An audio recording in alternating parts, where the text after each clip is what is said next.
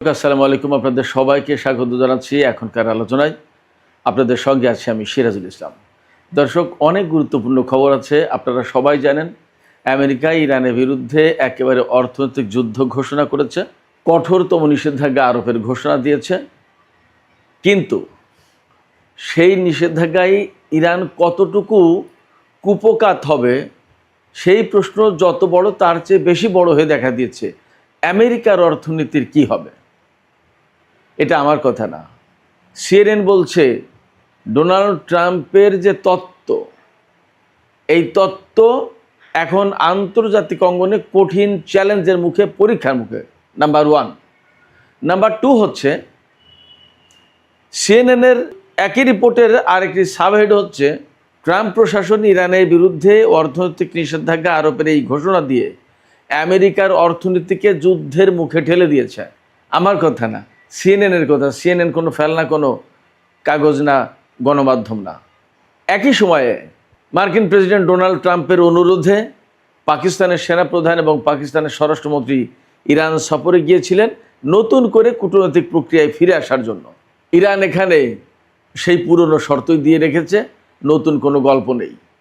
অর্থাৎ কার্যত Iran Donald ট্রাম্পের এই প্রস্তাব প্রত্যাখ্যান করেছে। সবচেয়ে বড় খবর হচ্ছে এটি, ডোনাল্ড ট্রাম্প যখন তার শান্তির দূত ইরানে পাঠিয়েছেন, তখন মার্কিন প্রশাসন ঘোষণা দিচ্ছে ইরানের আইআরজিসির 5 জন কমান্ডারের বিরুদ্ধে তাদের জীবনের মূল্য ঘোষণা করছে। একজন কমান্ডারকে ধরে দিতে পারলে বা তাদের সম্পর্কে খোঁজ দিতে পারলে $1 কোটি করে পুরস্কার দেবে, আর আমেরিকায় থাকার জন্য নাগরিকত্ব, সুযোগ সুবিধা সব কিছু দেবে। প্রশ্ন হচ্ছে, যখন আমেরিকা শান্তির দূত পাঠিয়ে কূটনৈতিক প্রক্রিয়া পুনরুজ্জীবিত করার চেষ্টা চালাচ্ছে, তখন ইরানের বিরুদ্ধে অর্থনৈতিক যুদ্ধ ঘোষণা করছে নিষেধাজ্ঞা আরোপ করে, আর ইরানের আইআরজিসির 5 জন কমান্ডার, শীর্ষ কমান্ডার, তাদেরকে ধরে দেওয়ার জন্য তাদের মাথার মূল্য ঘোষণা করছে।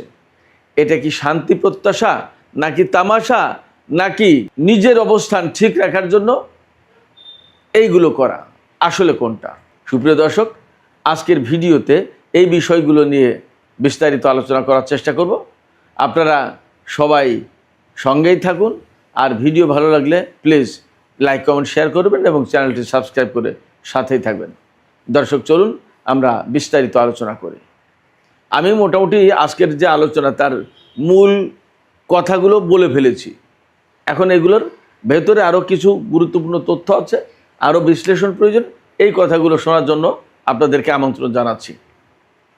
এবং এই জন্য আমি সর্বপ্রথমে নিষেধাজ্ঞার বিষয়টা নিয়ে আসলাম, কারণ এটা একেবারে আমেরিকা প্রচণ্ড রকমের ঢাকঢোল পিটিয়ে ইরানের বিরুদ্ধে কঠোরতম নিষেধাজ্ঞা দিয়েছে, অথচ মার্কিন গণমাধ্যম তারা বলছে এটা ব্যর্থ হবে এবং আমেরিকার অর্থনীতিকে যুদ্ধের ভেতরে ফেলে দিল ডোনাল্ড ট্রাম্প। এবং ইরান আর কানাডায় ডোনাল্ড ট্রাম্পের এই তত্ত্বকে কঠিন চ্যালেঞ্জের মুখে, কঠিন পরীক্ষার মুখে ফেলেছে। সিএনএনের বক্তব্য কিভাবে হলো এবং কি হয়েছে, আসলে এই ঘটনাগুলো আমি আপনাদেরকে একটু খুলে খুলে বলি। আপনারা সবাই জানেন ডোনাল্ড ট্রাম্পের অর্থমন্ত্রী স্কট বেসেন্ট বাংলাদেশ টাইম গতকাল সোমবার 24 আগস্ট নিষেধাজ্ঞা আরোপের ঘোষণা দিয়েছেন। তিনি যে ঘোষণা দিয়েছেন তাতে আসলে ইরানের বিরুদ্ধে তো আর নিষেধাজ্ঞা আরোপ করতে বাকি নেই। কোন সেকশনে নিষেধাজ্ঞা দেবে? সব সেকশনে তো নিষেধাজ্ঞা দেওয়া হয়ে গেছে। তিনি মূল যে ঘোষণা দিয়েছেন, তার ঘোষণার যে মূল কথা সেটা হচ্ছে এই, যে ইরানের সাথে বিশ্বের কেউ কোনো লেনদেন করতে পারবে না, এবং লেনদেন করলে সেই সমস্ত দেশের বিরুদ্ধে ব্যবস্থা নেওয়া হবে। কথা পুরনোই। চীন তো বলেছে যে নিষেধাজ্ঞা আরোপ করে, অবরোধ আরোপ করে সমস্যার সমাধান করা যাবে না, এর জন্য কূটনৈতিক আলোচনা দরকার। তো এখন তার মানে কি? এর মানে হচ্ছে চীন এই নিষেধাজ্ঞা মানবে না, রাশিয়া তো মানবেই না। প্রতিবেশী দেশগুলোর বিরুদ্ধে ইরান সরাসরি হুমকি দিয়ে রেখেছে যে এই নিষেধাজ্ঞা বাস্তবায়ন করতে গেলে অমনি সামরিক ব্যবস্থা।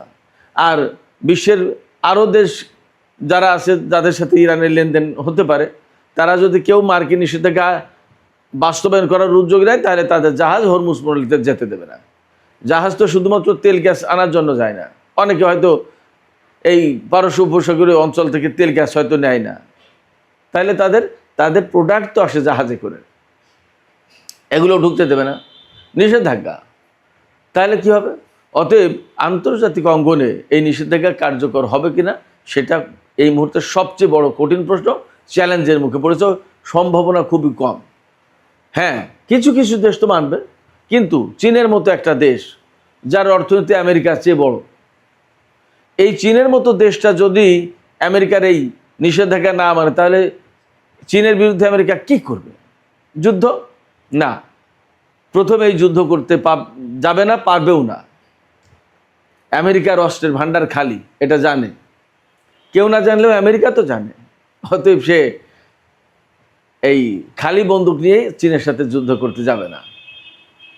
এবং আদৌ চীনের সাথে কোনোদিন যুদ্ধ করতে যাবে কিনা আমেরিকা, আমি সেটা দিয়েই চ্যালেঞ্জ নিতে পারি।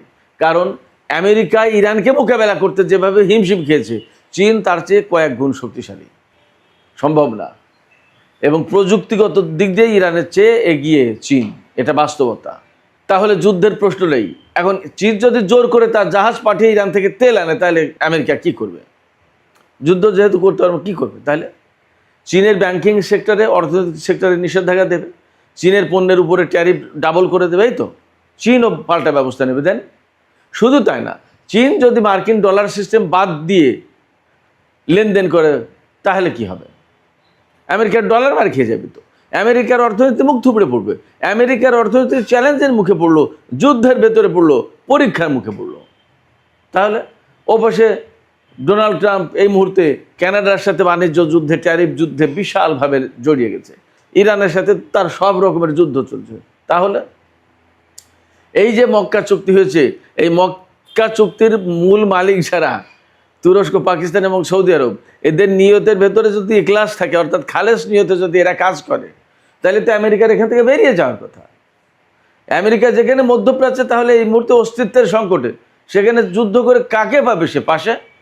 ট্রাম্পের যে এই যে কর্মকাণ্ড, হুটহাট করে এক একটা করা, কে তার শত্রু কে তার মিত্র কেউ জানে না, এক এক সময় এক একজনের বিরুদ্ধে লেগে যাচ্ছে। কানাডা আমেরিকার একদম আত্মার হরিহর, ঘরের ভিতরের মানুষ, সেই ক্যানাডার সাথে এখন কি ভয়ঙ্কর যুদ্ধে লিপ্ত, শুধুমাত্র টাকা এবং অর্থনীতির জন্য। এই যে টাকা এবং অর্থনীতির জন্য এত যুদ্ধ কেন জানেন? মূল কারণ ওই $40 ট্রিলিয়ন ঋণ। ডোনাল্ড ট্রাম্প খুব ভালো করে জানে তার দেশ ব্যাপকভাবে ঋণগ্রস্ত। ঋণী কে হয়? মূলত দরিদ্র মানুষ ঋণী হয়। যার টাকা আছে সে কি ঋণ করে নাকি সহজে? তো দরিদ্র সে জানে যে আমার অবস্থা 12টা বেজে গেছে অনেকটা। ডোনাল্ড ট্রাম্প খুব ভালো করে জানে।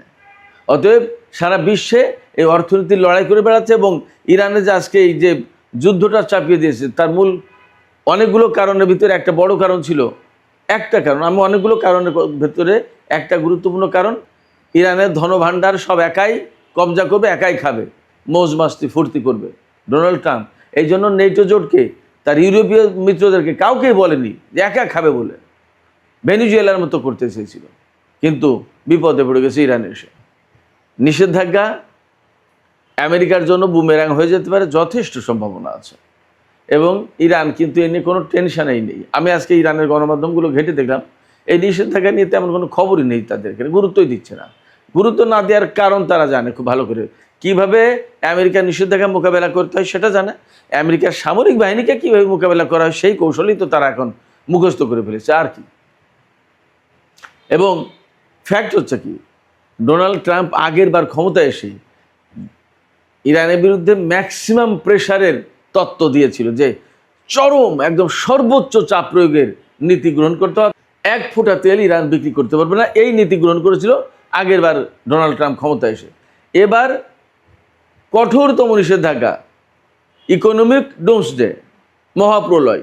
ভাই, ওই সর্বোচ্চ চাপ প্রয়োগ আর মহাপ্রলয় আর যাই বলেন একই কথা। তো আপনি তেল বিক্রি করতে দেবেন না, ইরানের ব্যবসা বাণিজ্য চালাতে দেবেন না, এই তো কথা। তা আপনার ওই সর্বোচ্চ চাপ প্রয়োগের নীতি যখন উল্টে দিতে পেরেছে ইরান, এখন পারবে না? পারবে। আপনার প্রথম আমল দেখে এসেছে, অতএব আপনি যখন এবার ক্ষমতায় এসেছেন, ইরানের মাথায় নেই যে ডোনাল্ড ট্রাম্পকে কীভাবে মোকাবেলা করতে হবে, খুব ভালোভাবে আছে। অতএব আমেরিকা ইরানের বিরুদ্ধে যে যুদ্ধ করছে, বাণিজ্য যুদ্ধ বা অর্থনীতির যে যুদ্ধ শুরু করলো, এই যুদ্ধে আমেরিকা ক্ষতিগ্রস্ত হবে। এবং এই ব্যাপারে আমেরিকার একজন খ্যাতিমান সাংবাদিক, ফক্স নিউজের সাংবাদিক, এই মুহূর্তে নামটা মনে পড়ছে না, বারবার আমি নামটা বলি, এই মুহূর্তে কেন যেন নামটা মনে আসছে না, তিনি বলেছেন যে সুয়েজ খালকে কেন্দ্র করে যখন ব্রিটেনের সাথে মিশরের দ্বন্দ্ব হয়েছিল, সেই ঘটনার পরে ব্রিটেনের রাজত্ব শেষ, আর ইরান যুদ্ধকে কেন্দ্র করে আমেরিকার রাজত্ব শেষ হবে বিশ্ব, এবং তাই হতে যাচ্ছে। সুপ্রিয় দর্শক, এই যে অর্থনীতির যুদ্ধ, এর সাথে আমেরিকা আরও কী কী করলো খেয়াল করেন। আমি দুটো বিষয় তুলে ধরছি। পাকিস্তানের সেনাপ্রধানকে ডোনাল্ড ট্রাম্প ফোন করেছেন এবং তাকে ইরানে যেতে বলেছেন যে আপনি একটু যান, আবার ইরানকে কূটনীতির প্রক্রিয়ায় ফিরে আনেন, তা না হলে তো ঝামেলা। কেন ঝামেলা? আমি আবারও বলি, সামনে মিড টার্ম ইলেকশন নভেম্বরে, অথচ পররাষ্ট্রনীতির ক্ষেত্রে ডোনাল্ড ট্রাম্পের কোনো অ্যাচিভমেন্ট নেই। দেশের ভেতরে তেলের দাম, গ্যাসের দাম, পণ্যমূল্যের ঊর্ধ্বগতি, সমস্ত সব কিছুই হয়েছে, এবং বেশ বহু সংখ্যক সেনা মারা গেছে, বিপুল অর্থনীতির ক্ষতি হয়েছে ইরানের সাথে যুদ্ধ করতে এসে, এবং ভেনিজুয়েলার প্রেসিডেন্ট এবং তার স্ত্রীকে রাতের আধারে জোর করে ধরে এনে আমেরিকার কারাগারে রাখা, এই বিষয়টাকে বিশ্ববাসী ভালোভাবে দেখছে না। এগুলো সবই অন্যায়, আগেও অন্যায় করেছে, কিন্তু এগুলো যে অন্যায় এখন আস্তে আস্তে আস্তে আস্তে তো অনেকে পরিষ্কার করছে। স্পেনের মতো দেশ, অনেক দেশই তো আমেরিকার বিরুদ্ধে সরাসরি অবস্থান নিয়েছে। কেন? এই সমস্ত অন্যায় দেখতে দেখতে দেখতে দেখতে এরা একটা পর্যায়ে এসে বুঝেছে যে এত অন্যায়ের সমর্থন করা যায় না। আজকে ক্যানাডার সাথে যুদ্ধ, বাণিজ্য যুদ্ধ আমেরিকার, আপনারা চিন্তা করতে পারছেন কি অবস্থা?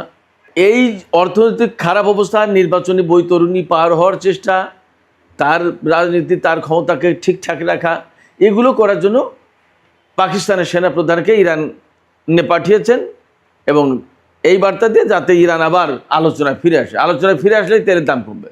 আলোচনায় ফিরে আসলে হয়তো কিছু কিছু শর্ত মেনে নেবে আমেরিকা এই 2 মাস 2.5 মাসের জন্য, তারপরে আবার যা করার তা করবে। তাহলে কি দাঁড়ালো? এইটা টার্গেট। এই শান্তি প্রক্রিয়ার অংশ হিসেবে পাকিস্তানের সেনাপ্রধানকে এবং স্বরাষ্ট্রমন্ত্রীকে পাঠালো, ঠিক সেই দিনই ইরানের উপর এরকম কঠিনতম নিষেধাজ্ঞা আরোপ করছে। যদিও সেটা ব্যর্থ হবে কি হবে না সেটা পরের আলাপ, কিন্তু আপনি যারা ভালো কাজের জন্য দাওয়াত দিচ্ছেন, তার জন্য আপনি একটা লাঠিও পাঠালেন, তাহলে কি হইল? এরপরে শুধু এখানেই শেষ কথা না, যে আইআরজিসি, ইরানের বিপ্লবী সরকার, ইরানের বিপ্লবী চেতনা বা ইরানকে রক্ষার জন্য জান পরাণ দিয়ে কাজ করছে, যুদ্ধ করছে, খাটাখাটনি করছে, সেই আইআরজিসির প্রধান 5 কমান্ডারের বিরুদ্ধে আপনি পুরস্কার ঘোষণা করছেন। যে এদেরকে ধরে দিতে পারলে, জীবিত অথবা মৃত, বা এদের সম্পর্কে খোঁজ দিতে পারলে আমরা $1 কোটি করে পুরস্কার দেবো। নট অনলি দ্যাট, যে ব্যক্তি খোঁজ দেবে তাকে আমেরিকায় থাকা, খাওয়ার, ভরণ পোষণ সমস্ত সব কিছুর ব্যবস্থা করে দেব। এটা কি শান্তির আলোচনা? এটা কি শান্তির বার্তা পাঠানো হলো? ইরানকে এত কম বুদ্ধির নেতৃত্বের একটা দেশ মনে করার কি কারণ থাকতে পারে? বাস্তবতাতে ভিন্ন, বাস্তবতা যে অনেক কিছু পাল্টে দিয়েছে, ডোনাল্ড ট্রাম্প হয়তো এখন সেটা বুঝতেও পারছে না। ডোনাল্ড ট্রাম্পকে জানানো হয়েছিল আব্রাহাম লিঙ্কন ব্যাপকভাবে কাজ করছে, কিন্তু আব্রাহাম লিঙ্কন যখন ফুটো হয়ে গেছে, ক্ষতিগ্রস্ত হয়েছে, এই জাহাজ কোনো বন্দরে ভেড়ানো যাচ্ছে না, তারা ব্যাপক খাবার দাবারের অভাবে, কোনো সার্ভিস নেই, খুবই কষ্টে, এবং সেই জাহাজ আমেরিকায় ফেরত দেবে কীভাবে? ডোনাল্ড ট্রাম্প তো জেনে যাবে যে জাহাজ ফুটো হয়ে গেছে ক্ষেপণাস্ত্র আঘাতে। এই জন্য গোপনে গোপনে গোপনে গোপনে এতদিন রাখছিল, কিন্তু একটা পর্যায়ে গিয়ে তো প্রশ্ন উঠেছে যে কী ব্যাপার, এই জাহাজ ফেরত আনেন না কেন? এতদিন একটা জাহাজ মোতায়েন রাখবে কেন? যেখানে 6 মাস ম্যাক্সিমাম, সেখানে 9 মাস 10 মাস হয়ে যাচ্ছে। ঘটনা কি? এক পর্যায়ে ফেরত দিতে বাধ্য হয়েছে, এবং সেই সময় প্রকাশ হয়ে গেছে আব্রাহাম লিঙ্কন আলগা হয়ে গেছে, ক্ষেপণাস্ত্রের আঘাতে ঝাঁঝরা হয়ে গেছে। ডোনাল্ড ট্রাম্পকে অনেক সত্য কথা বলা হয় না, অথবা তিনি শুনতেও চান না, অথবা বলা হয় না, শুনতেও চান, এবং তার ওই মেন্টালিটি নেই। তার নেশায় একটাই, যে ইরানকে ধ্বংস করে দাও। অভিযোগ তার বিরুদ্ধে যে নেতানিয়াহুর পাল্লায় পড়ে, নেতানিয়াহুর চাপে পড়ে, নেতানিয়াহুর কৌশলে পড়ে ডোনাল্ড ট্রাম্প এই কাজগুলো করছে। কোথাও না কোথাও ধরা আছে হয়তো বা। আর সবচেয়ে বড় কথা, কোথাও না কোথাও ধরা থাকা না থাকার চেয়ে বড় কথা হচ্ছে ইসরায়েলের অস্তিত্ব টিকিয়ে রাখা আমেরিকার অবশ্যম্ভাব্য কর্তব্য, অর্থাৎ মাস্ট। আমেরিকাকে যেমন টিকিয়ে রাখা আমেরিকার দায়িত্ব, তেমনি ইসরায়েলকে টিকিয়ে রাখাও আমেরিকার দায়িত্ব। ফলে নেতানিয়াহু যদি বলে এই ইরান আমার অস্তিত্বের জন্য হুমকি, তুমি ধ্বংস না করলে আমার অস্তিত্ব যাবে, তাহলে ডোনাল্ড ট্রাম্প সেটা করতে বাধ্য। এই সমস্তই হচ্ছে। ফলে পাকিস্তানের সেনা প্রধানকে পাঠিয়ে কূটনৈতিক বড় অর্জন কিছু হবে এটা ভাবার কোনো কারণ নেই। ইরানের নেতারা পরিষ্কার করে বলেছেন কয়েকটা কথা। পাকিস্তানের সেনাপ্রধান প্রেসিডেন্টের সাথে বৈঠক করেছেন, ইরানের সংসদ স্পিকারের সাথে, স্বরাষ্ট্রমন্ত্রীর সাথে, পররাষ্ট্রমন্ত্রী আব্বাস আরাকচির সাথে, সর্বোচ্চ জাতীয় নিরাপত্তা পরিষদের সচিব মহসিন রেজাইর সাথে, 5 জন গুরুত্বপূর্ণ ব্যক্তির সাথে বৈঠক করেছেন পাকিস্তানের সেনাপ্রধান। তিনি এক ধরনের দায়িত্ব অনুভব করছেন এই কারণে যে পাকিস্তান যেহেতু এই ব্যাপারে দারুণ একটা মধ্যস্থতা করে এসেছে এতদিন ধরে, এখন যদি পাকিস্তান এই জায়গায় আবার অচল অবস্থার ভেতরে চেষ্টা তদবির করে যদি আবার দুই পক্ষকে টেবিলে বসাতে পারে, সেটা পাকিস্তানের জন্য বিরাট একটা সফলতা কূটনীতির ক্ষেত্রে এবং সেনাপ্রধান আসিম মুনিরের জন্য। এই জায়গা থেকে পাকিস্তান ব্যাপক প্রচেষ্টা চালাচ্ছে এবং পাকিস্তান যখন আঞ্চলিক ক্ষেত্রে ইরান এবং আমেরিকার মধ্যকার যুদ্ধের ব্যাপারে মধ্যস্থতা করছে, আঞ্চলিক শান্তি প্রতিষ্ঠার ক্ষেত্রে কাজ করছে, তখন পাকিস্তান কিন্তু সারা বিশ্বে একটা প্রশংসার পাত্র হয়ে গেছে। শুধু প্রশংসার পাত্র না, পাকিস্তান এই মুহূর্তে সম্মানের আসনে এবং আঞ্চলিক ভূ রাজনীতিতে ভারত সেই জায়গায় কোণঠাসা অনেকটা। এই জায়গায় পাকিস্তানকেও ইরান লেভারেজ দিচ্ছে, খানিকটা সুবিধা দিচ্ছে যে ঠিক আছে তুমি আগাও। আবার পাকিস্তানও প্রচেষ্টা করছে একেবারে জান পরাণ দিয়ে। কিন্তু বাস্তব কথা হচ্ছে যে ডোনাল্ড ট্রাম্পের যে স্বভাব, তিনি চুক্তি করেন, ভেঙে ফেলেন, আলোচনায় বসেন, যুদ্ধ করেন, হামলা করে বসেন, আবার কথা বলেন, হুমকি দেন, এগুলো ইরান পছন্দ করে। এই জন্যই ইরানের পক্ষ থেকে মোটা থেকে 4-5টা কথা বলা হয়েছে। আমেরিকার সাথে আলাপে বসতে গেলে আমেরিকার আচরণে পরিবর্তন আনতে হবে, 1 নম্বর। 2 হচ্ছে তারা হুমকি দিয়ে কথা বলতে পারবে না, সম্মান দেখাতে হবে। ইসলামাবাদ সমঝোতা স্মারক যেটা সই হয়েছিল পাকিস্তানের উদ্যোগে, পাকিস্তানের মধ্যস্থতায়, সেই সমঝোতা স্মারকে আমেরিকা ফিরে আসবে এবং ওই সমঝোতা স্মারক বাস্তবায়ন করবে। 4 হচ্ছে হরমুজ প্রণালী খোলা হবে কি হবে না সেটা ডিপেন্ড করবে আমেরিকা এই MOU অর্থাৎ ইসলামাবাদ সমঝোতা স্মারক বাস্তবায়ন করছে কি করছে না তার উপরে। আর যদি খোলা হয়ও তাহলেও এটা এইরকম হবে না যে ওপেন টু অল, যার যা খুশি সে তাই করবে, নট দ্যাট। নিয়ন্ত্রিতভাবে খোলা হবে, কোন জাহাজ যাবে কোন জাহাজ যাবে না, কোন রকমের জাহাজ আসতে পারবে কোন রকমের জাহাজ আসতে পারবে না, সমস্ত সব কিছু কন্ট্রোল করবে ইরান এবং সেখানে একটা ফি টোল যাই বলেন দিতে হবে। এরকম অনেক কিছু শর্ত আছে। এই সমস্ত শর্তের কোনোটাই আমেরিকা মানতে চাইবে না এবং এই শান্তি আলোচনাও হবে না। ওই একটা কথা আছে না, 16 মণ ঘিও জোগাড় হবে না, রাধাও আর নাচবে না, ব্যাপারটা হবে তাই। আর যদি ডোনাল্ড ট্রাম্প এই মুহূর্তে কৌশল করে এ সমস্ত সব কিছু মেনে নিয়ে 2-2.5 মাসের জন্য কোনো রকমের সুবিধা দেয়, তাহলে নিশ্চিত থাকেন মিড টার্ম ইলেকশনের পরেই আবার ইরানের সাথে আমেরিকার সংঘাত অনিবার্য হবে, শুরু করে দেবে।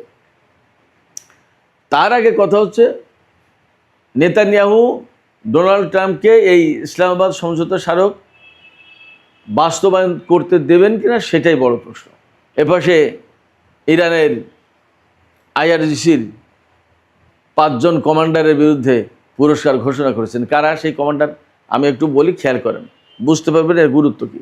IRGCর chief commander major general Ahmad Vahidi, IRGCর কমান্ডার এবং তিনি এখন ইরানের সশস্ত্র বাহিনীর chief of staff major general Ali Abdollahi, তিনি এই চিফ অফ স্টাফ কমান্ডার নিয়োগ হওয়ার আগে তিনি ইরানের খাতামুল আম্বিয়া হেডকোয়ার্টার্সের কমান্ডার ছিলেন। তারপরে সাইদ অগাজানি, তিনি হচ্ছেন আইআরজিসির অ্যারোস্পেস ডিভিশনের ড্রোন ইউনিটের কমান্ডার, খুবই গুরুত্বপূর্ণ। 4 নম্বরে হামিদ রেজা লস্কারিয়ান, তিনি হচ্ছেন আইআরজিসির সাইবার ইলেকট্রনিক্স কমান্ডের প্রধান। আর মাজিদ খাদেমি, তিনি হচ্ছেন গোয়েন্দা প্রধান। এই 5 জনের বিরুদ্ধে পুরস্কার ঘোষণা করেছে আমেরিকা। 5 জনকে ধরে দিতে পারলে, জীবিত অথবা মৃত, অথবা তাদের খোঁজ দিতে পারলে $1 কোটি করে পুরস্কার দেওয়া হবে। দেখা যাক তাদের খোঁজ দিতে পারেন, তারা তো লুকিয়ে নেই, তাদের কেউ খোঁজ দিতে পারে কিনা এবং দিলে তাদের বিরুদ্ধে কী ব্যবস্থা নিতে পারে। হ্যাঁ, তাদের বিরুদ্ধে যদি হামলা চালায়, তাদের উপর হামলা চালায়, তাহলে আবার যুদ্ধ, এবং ইরান তার জন্য প্রস্তুত আছে। অতএব ডোনাল্ড ট্রাম্প যেদিকে যেতে চাইবে, ইরান সেই দিকেই যাবে। সুপ্রিয় দর্শক, আজকের আলোচনা এখানে শেষ করতে চাইছি। আলোচনা শেষের আগে আপনাদের কাছে আপনাদের মতামত জানতে চাই। আমেরিকা যে নিষেধাজ্ঞা আরোপ করলো, সেটা কতটা কার্যকর হবে বলে আপনাদের মনে হচ্ছে? আর ইরানের যে 5 জন কমান্ডারকে তাদের খোঁজ দিতে পারলে, জীবিত অথবা মৃত ধরে দিতে পারলে $1 কোটি করে পুরস্কার দেবে, এটার মানে কি দাঁড়ায়? ইরান এই বার্তাকে কিভাবে গ্রহণ করবে? আপনাদের মতামত জানিয়ে কমেন্টে লিখতে পারেন। আর ভিডিও ভালো লাগলে লাইক, কমেন্ট, শেয়ার করবেন এবং চ্যানেলটি সাবস্ক্রাইব করে সাথেই থাকবেন।